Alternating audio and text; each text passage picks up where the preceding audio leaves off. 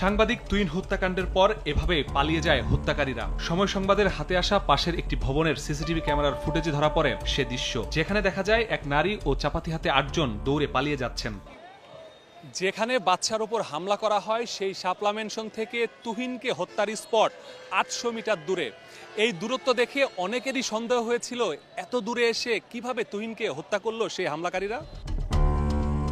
তুহিন হত্যাকাণ্ডের পর পুলিশের হাতে আসা এই ফুটেজটি পাল্টে দেয় দৃশ্যপট। দায়িত্বরত পুলিশ কর্মকর্তারা বলছেন ওই নারীর নাম গোলাপী। তিনি একটি সংঘবদ্ধ প্রতারক চক্রের সদস্য। চক্রটি গাজীপুরে দীর্ঘদিন ধরে হানি ট্র্যাপে জড়িত। বিভিন্ন ব্যক্তিকে প্রতারণার ফাঁদে ফেলে অর্থ হাতিয়ে নেয় এদের মূল কাজ। যেখানে তুহিনকে হত্যা করা হয় তার কিছু দূরে শাপলা ম্যানশন। শাপলা ম্যানশনের সামনের এই ফুটেজে দেখা যায় বৃহস্পতিবার সন্ধ্যা 6:58 এক নারী ও পুরুষের মধ্যে হাতাহাতি হচ্ছে। এর আগের ঘটনা হলো ব্যাংক থেকে টাকা তুলে বেরিয়ে আসেন বাদশা নামের এক ব্যক্তি। এ সময় বাদশাকে গোলাপী নামের ওই নারী কুপ্রস্তাব দেয়। সেই নারীর মূল উদ্দেশ্য ছিল টাকা হাতিয়ে নেওয়া। সেটি বুঝতে পারার পর গোলাপীর সঙ্গে হাতাহাতিতে জড়ায় বাদশা। ওদের সাথে একটা পারাবার হয়েছে, পারাবার হইলে টাকাটা আমার পকেট থেকে নিয়ে গেছে। বাদশা ও গোলাপীর হাতাহাতি চলাকালে ঘটনাস্থলে চাপাতি হাতে হাজির হয় গোলাপীর সঙ্গী সাথীরা। আর এই পুরো ঘটনাটি ধারণ করছিলেন সাংবাদিক আসাদুজ্জামান তুহিন।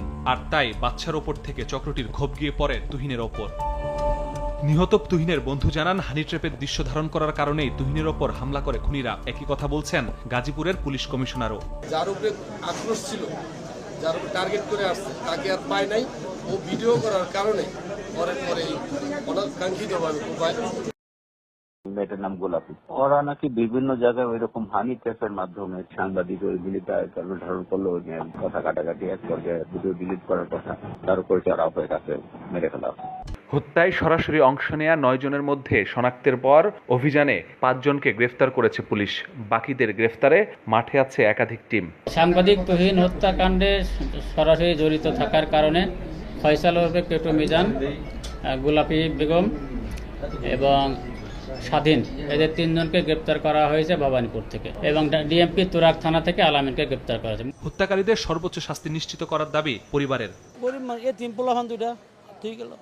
এরা এমনি কোবাইল গেলে সুষ্ঠু বিচার চাই আমরা প্রকৃত সত্য ঘটনা কি হয়েছে এটা আমরা চাই। মাসুদুর রহমান, সময় সংবাদ, গাজীপুর।